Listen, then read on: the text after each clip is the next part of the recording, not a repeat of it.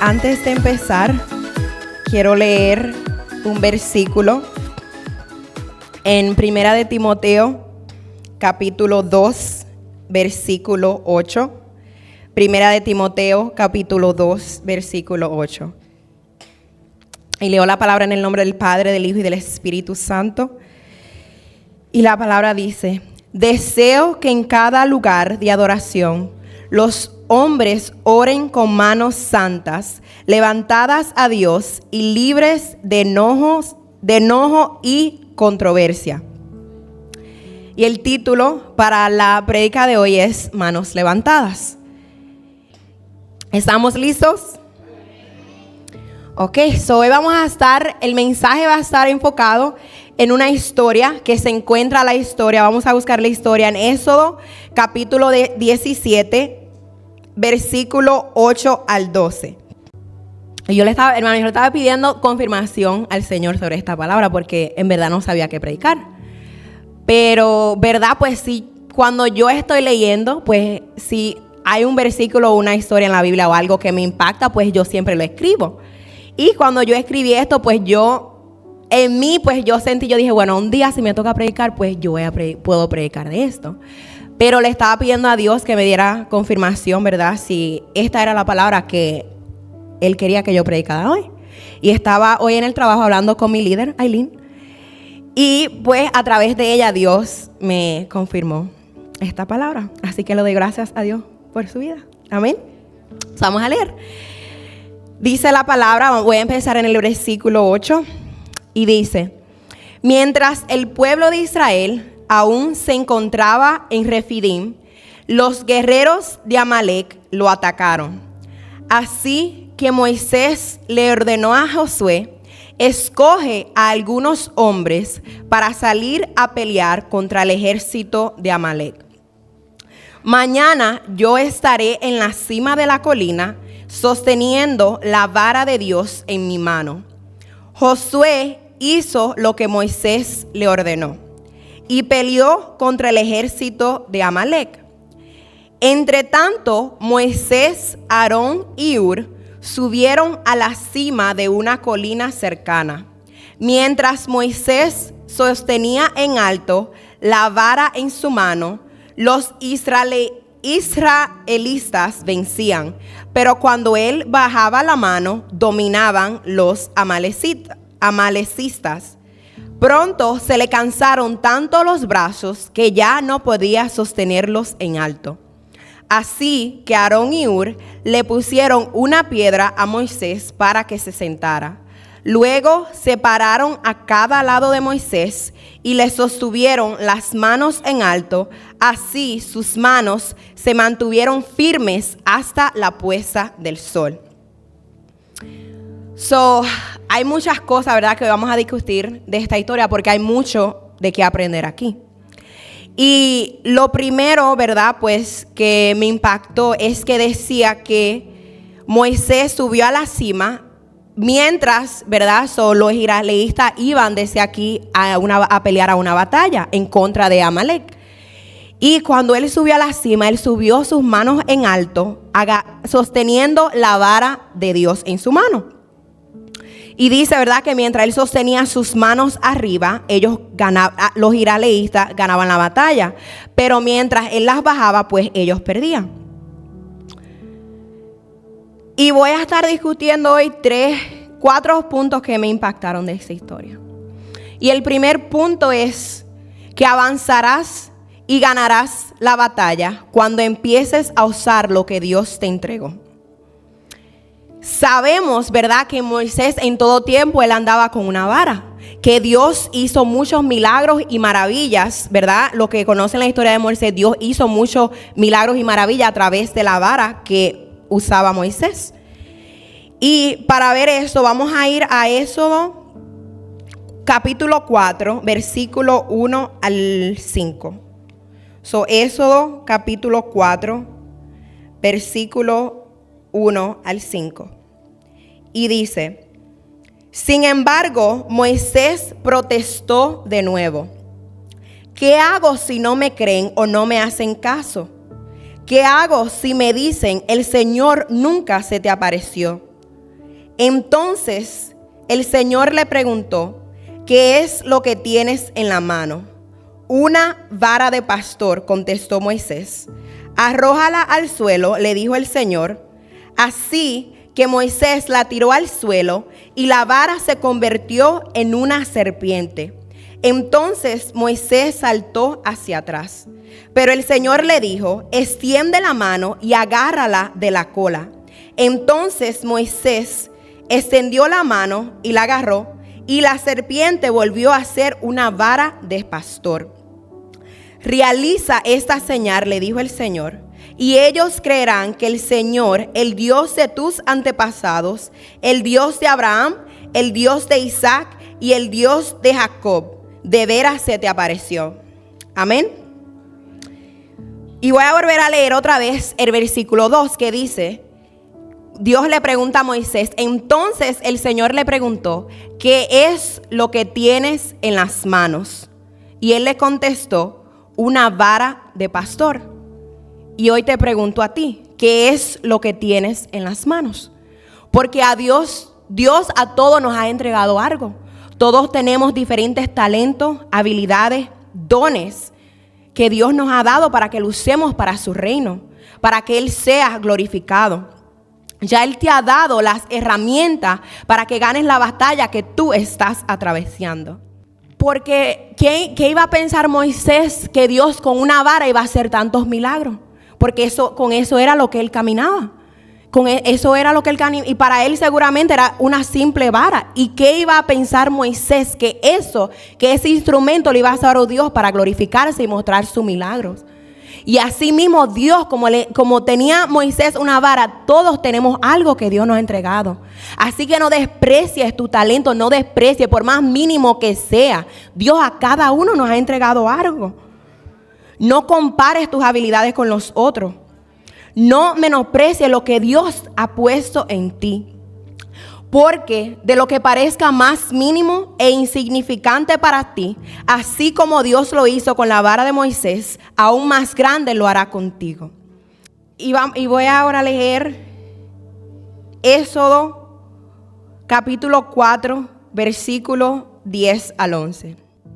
Aquí en esa historia, ¿verdad? Después que Dios le mostró a Moisés lo que le iba a enseñar a ellos, la señal que iba a hacer con la vara, lo mandó para que él fuera a hablar con el faraón y le mostrara, ¿verdad?, el poder de Dios. Y dice aquí: pero Moisés rogó al Señor: oh Señor, no tengo facilidad de palabra, nunca la tuve, ni siquiera ahora que tú me has hablado. Se me traba la lengua y se me enredan las palabras. Entonces el Señor le preguntó: ¿quién forma la boca de una persona? ¿Quién decide que una persona hable o no hable? ¿Que oiga o no oiga? ¿Que vea o no vea? ¿Acaso no soy yo el Señor?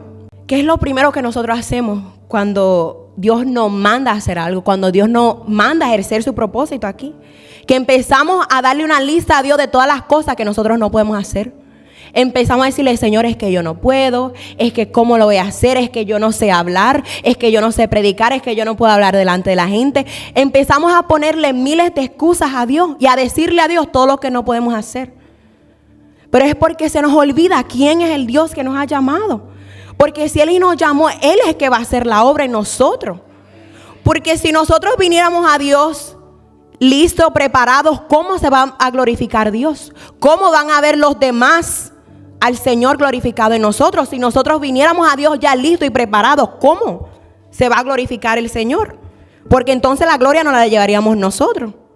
Cuando, ¿verdad?, antes de yo empezar a servirle al Señor, a mí yo no podía hablar delante de la gente. O sea, en la clase, en la escuela, en la universidad, yo odiaba dar presentaciones delante de la clase. O sea, eso me daba a mí terror.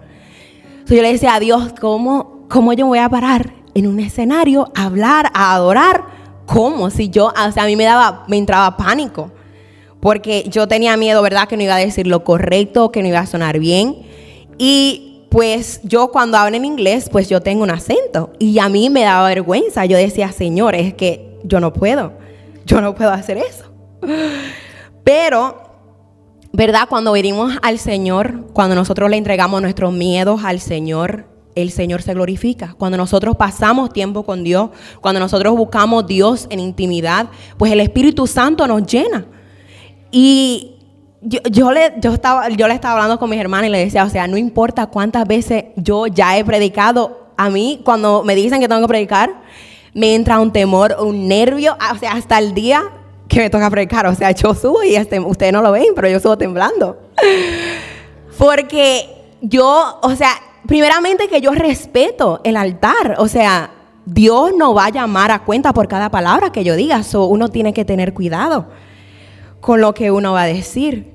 Pero el Señor siempre toma el control. Y antes de yo subir, yo le digo, Espíritu Santo, o sea, tú tienes que subir conmigo. Tú no me puedes dejar a mí ahora. Tú tienes que estar allá. Eres tú que va a hablar, no yo. Así que vamos a ver. Tú tienes que quitar esto de mí, estos nervios, este miedo. Y, ¿verdad? Pues el Espíritu Santo siempre toma el control. Amén. Y tenemos muchos ejemplos en la Biblia, ¿verdad? De cómo Dios usó a personas que no eran nada. David era un pastor de ovejas. Y de ser un pastor de ovejas, Dios lo llevó a ser rey. Pablo perseguía a los cristianos y de eso Dios lo llevó a ser un apóstol, un evangelista. Y también vemos a Abraham. Vamos a leer, quiero leerles un versículo en Isaías 51, capítulo 51, versículo 2. Y dice, piensen en Abraham, su antepasado, y en Sara, que dio a luz a su nación. Cuando llamé a Abraham, era un solo hombre, pero cuando lo bendije, se convirtió en una gran nación. Así que aquí vemos, ¿verdad?, lo que nos dice Jesús, que Abraham era un solo hombre cuando Él lo llamó. Y así somos nosotros, ¿verdad? Así tal vez nos vemos nosotros también, que somos simples, que a veces nos vemos insignificantes, que no somos nada. Pero dice ahí que cuando Dios lo bendijo, Él se convirtió en una gran nación. Porque cuando la bendición de Jehová viene sobre nosotros, nosotros vamos a hacer todo aquello que nosotros pensamos que nunca íbamos a poder hacer.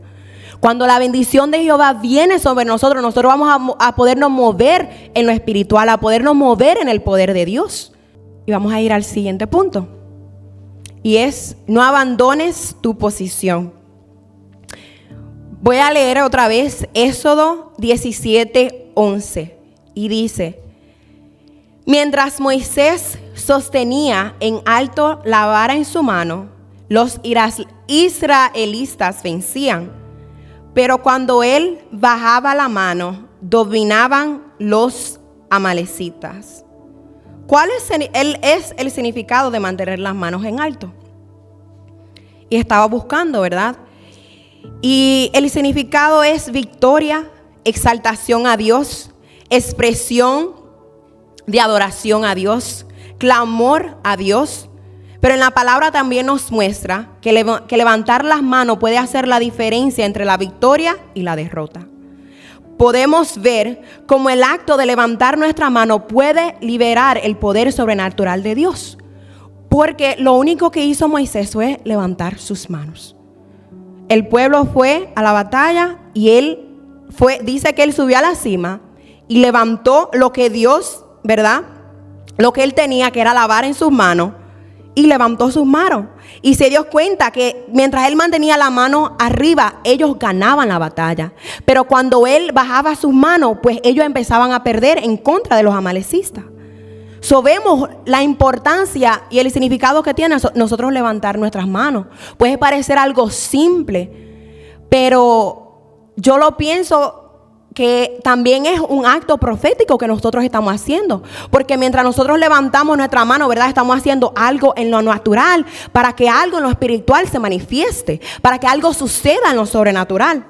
Muchas veces llegamos a la casa de Dios, ¿verdad?, cansados, cargados, preocupados por todos menos por Dios. Y nos volvemos indiferentes a su presencia.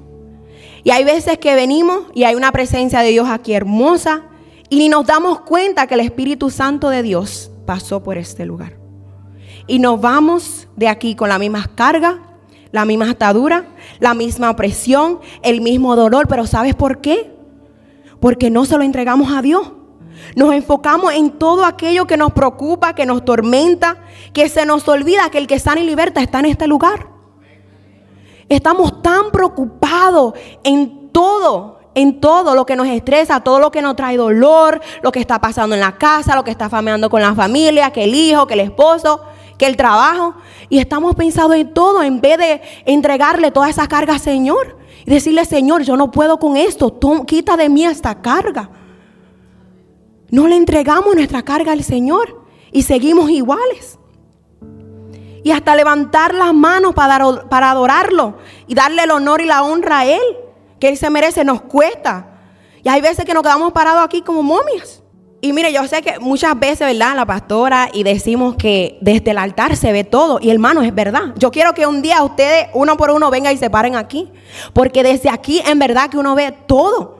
Y eso causa un dolor tan grande cuando yo abro mis ojos y siento que la presencia de Dios está aquí y veo que el pueblo no está adorando.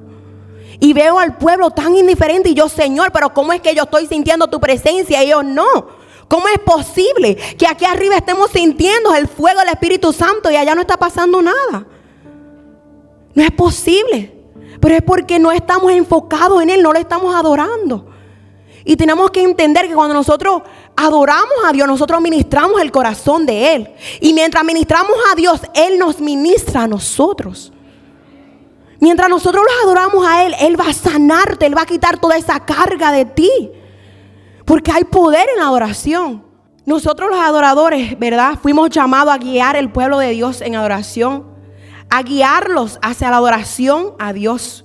Porque hay un poder, una libertad y una unción sobrenatural que se manifiesta a través de la adoración. Nosotros estamos aquí arriba para, ¿verdad?, guiar al pueblo de Dios a la adoración. Y si Dios, ¿verdad?, nos puso aquí, no es para decorar el altar. Dios nos puso aquí por un propósito. Porque tiene un significado importante el adorar a Dios. Porque hay un poder cuando nosotros nos unimos todos juntos a adorar a Dios. Y yo le puedo decir, hermanos, que para mí la adoración es mi vida entera. Porque la adoración ha transformado, ha sanado, ha libertado mi vida. A través de la adoración Dios me ha sanado. Dios me ha llenado de su Espíritu Santo. Él me ha llenado de su presencia, de su poder, de su autoridad. Hay tanto poder en la adoración. Y cuando nosotros entendamos el poder que hay en la adoración, tú vas a empezar a adorar a Dios diferente. Porque en la Biblia nos dice cómo debemos adorar a Dios. Dice: con manos levantadas, postrados delante de Él. Y hay veces que la pastora dice que pasen el altar y adoren a Dios desde aquí. Muchos se quedan allá sentados. ¿Por qué? ¿Por qué? Mira, hermano, yo estaba escuchando una prédica los otros días y decía: este altar no es solamente, esto no es solamente un pedazo de madera. Esto fue consagrado para Dios. Esto fue apartado para Dios.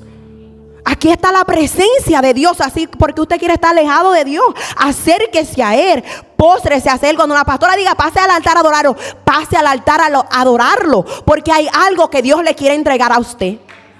Pero si usted no se mueve de su asiento y hace algo, Dios no se lo va a entregar.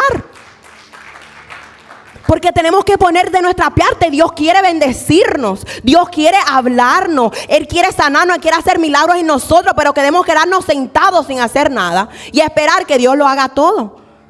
Pero tenemos que poner de nuestra parte. Cuando digan: pase al altar, hermano, pase y adórelo desde aquí. Adore al Señor y usted verá. No es lo mismo adorarlo desde allá que adorarlo cerca, aquí en el altar. Él estaba diciendo, ¿verdad?, que no podemos abandonar nuestra posición. Nuestra posición como adoradores, como hijos de Dios, como intercesores. No podemos abandonar nuestra posición. Y Dios hoy nos está hablando y nos está diciendo: no abandones tu posición, pueblo. No abandones tu posición, Iglesia Café. Porque la victoria ya está en tus manos. No abandones tu posición. No sueltes lo que Dios ya te ha entregado. La batalla ya está ganada, solo aguanta un poco más. Solo aguanta un poco más. No es fácil tener tu mano levantada, pero el Señor te dice, aguanta un poco más, porque la victoria ya está cerca. Y en la palabra decía de Moisés que ellos duraron hasta la puesta del sol con las manos levantadas. ¿Usted sabe lo que es eso? A veces nos duele dejar nuestra mano levantada por 5 minutos. Ellos duraron un día entero con las manos levantadas hasta que se puso el sol. Pero vieron la victoria del Señor. Vieron la victoria del Señor. Y para nosotros poder ver la victoria va a requerir sacrificio de parte de nosotros. Vamos a tener que sacrificarnos, que sacrificar esta carne, si queremos ver la victoria de Dios. Dios quiere entregarla, ya está aquí. Aquí lo dice en tu palabra, ya está en tus manos, pero ¿qué tú vas a hacer para que eso se manifieste? No sueltes lo que Dios ya te ha entregado. No es tiempo de rendirnos, es tiempo de mantenernos firmes en el Señor. Y voy a ir al siguiente punto. Una cuerda triple no se rompe fácilmente. Y vamos a ir a la palabra. Voy a leer Eclesiastés 4, versículo 12. Y dice: alguien que está solo puede ser atacado y vencido, pero si son dos, se ponen de espalda con espalda y vencen. Mejor todavía si son tres, porque una cuerda triple no se corta fácilmente. Amén. Y voy a leer, vamos a ir ahora a Éxodo capítulo 17, versículo 12. Pronto se le cansaron tanto los brazos, aquí está hablando de Moisés, que ya no podía sostenerlos en alto. Así que Aarón y Hur le pusieron una piedra a Moisés para que se sentara. Luego separaron a cada lado de Moisés y le sostuvieron las manos en alto. Así sus manos se mantuvieron firmes hasta la puesta del sol. Necesitamos personas a nuestro lado como Aarón y Hur, que nos levanten las manos cuando nosotros ya no podamos más. Personas que oren e intercedan por ti, porque hay poder en la oración. ¿Qué personas tienes tú en tu círculo, iglesia? Necesitamos personas a nuestro lado que nos acerquen a Cristo, que nos hablen de su palabra, que oren por nosotros en vez de juzgarnos, que nos levanten y no nos hundan cuando nosotros estemos heridos, cuando estemos abajo. Rodéate con gente del reino y verás cómo tu vida espiritual va a avanzar. Porque cuando tú te juntas con personas del reino, tú lo que vas a recibir es cosas del cielo, cosas celestiales. Tú vas a recibir palabra de Dios. La unción que ellos cargan va a transferirse a ti. Tú vas a llenarte, tú vas a querer de ese fuego que ellos cargan. Pero cuando tú te juntas con personas del mundo, ¿qué pueden ellos darte a ti? ¿Qué consejo bueno pueden ellos darte a ti si no están conectados a la fuente que es Dios? Tenemos que cuidar las personas que están en nuestro círculo. ¿Quién está en tu círculo? Y si me dices en este día que no tienes a nadie, te voy a decir, mira a tu izquierda y mira a tu derecha. Mira al frente, mira atrás. Tú no estás solo. Tú no estás solo. Nosotros somos una familia en Cristo. Dios dice en su palabra que nosotros somos un solo cuerpo. Que un cuerpo tiene diferentes partes, cada uno tiene una diferente función, pero somos un solo cuerpo. Y nosotros somos una familia. Así que tú no estás solo, tú no estás sola. Porque la persona que tú menos te crees está orando por ti. La persona que tú menos te imaginas está orando por ti. Tus pastores están orando por ti. Tú no estás solo. Tú tienes personas aquí quien te levante la mano cuando tú estás cansado. Así que no tengas miedo de venir y pedir ayuda o de venir y pedir oración si estás pasando por cualquier situación. Porque a veces la persona que tú menos te imaginas ya ha pasado lo que tú estás pasando y puede darte un consejo sabio, puede hablarte. Cuando tú hablas, Dios puede usar a la persona para que te den una palabra. Los otros días, yo hace unos cuantos meses estaba hablando con mi hermana Nuria y Fabiola. Y pues yo le estaba orando mucho al Señor porque yo me sentía que espiritualmente yo estaba estancada. Yo le decía, Señor, yo me siento estancada espiritualmente. Yo siento que no estoy avanzando, que nada está pasando en mi vida espiritual. Y pues yo estaba hablando con ella y ¿sabe qué me dijeron? Ayuna, ayuna, ayuna. Y me hablaron del ayuno de 3 días, que yo nunca lo había hecho. Y hermanos, esa palabra fue de bendición para mi vida. Y yo sé que era Dios hablándome a través de ella, porque yo le había orado mucho al Señor sobre eso. Y pues cuando me senté a hablar con ella, yo sé que Dios la usó para que me dieran esa palabra. Porque vi el resultado cuando lo hice. Vi cómo mi vida fue transformada, cómo mi vida espiritual fue transformada, cómo el estancamiento de mi vida se quebrantó. Así que no tengan miedo de hablar, porque para eso estamos unos a los otros, para ayudarnos unos a los otros. Dios nos mandó a estar unidos. Y nos dice aquí, ¿verdad?, que una cuerda triple no se rompe fácilmente. Yo y la pastora Aileen estaban hablando hoy. Y ella me decía, ¿verdad?, cuando nosotros no estamos con nuestras manos levantadas, que le levantamos las manos al otro, pues también empezamos a cansarnos. Necesitamos otra persona que venga y te levante la mano para poder aguantar. Y eso somos nosotros, una familia, para podernos levantar la mano los unos a los otros. Porque cuando no somos más, pues vamos a ser más fuertes. Vamos a poder estar más fortalecidos. Dios nos llamó a vivir en unidad. ¿Quién sabe si Aarón y Hur no hubiesen estado ahí para levantar las manos de Moisés si él lo hubiese logrado? Si él hubiese aguantado tanto tiempo. ¿Quién sabe? Esto nos muestra el poder que hay en la unidad. El poder que hay cuando nos unimos todos juntos por una misma causa, que es Jesucristo. Porque por eso nosotros estamos aquí. Por Él y para Él. Y voy a leer en Éxodo capítulo 17, versículos 14 al 16. Después de la victoria, el Señor dio a Moisés las siguientes instrucciones.